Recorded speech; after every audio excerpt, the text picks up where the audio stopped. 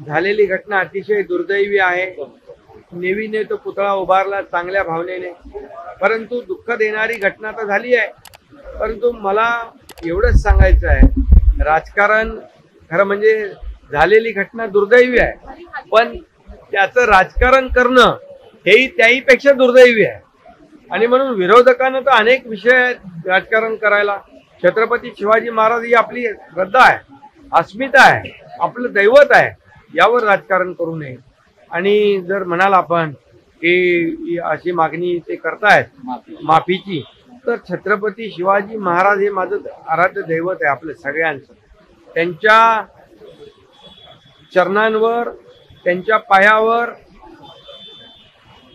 एकदा नाही 100 वेळा डोकं ठेवायला मी तयार आहे। 100 वेळा त्यांची माफी मागायला मला कुठलाही कमीपणाचं नाही वाटणार नाही, कमीपणा नाही। कारण छत्रपती शिवाजी महाराज हे आराध्य दैवत आहे आणि त्यांचा आदर्श घेऊनच, त्यांचा आदर्श ठेवूनच आम्ही राज्याचा कारभार करतोय। त्यामुळे मी त्यांच्यासमोर नतमस्तक होतो आणि विरोधकांना देखील सांगतो की छत्रपती शिवाजी महाराजांनी विरोधकांना देखील सुबुद्धी द्यावी आणि हा छत्रपती शिवाजी महाराजांचा रुबाबदार असा पुतळा लवकरात लवकर उभा कसा राहील यासाठी विधायक काय ते तुम्ही या ठिकाणी विरोधकांनी सांगितलं पाहिजे, सहकार्य केलं पाहिजे।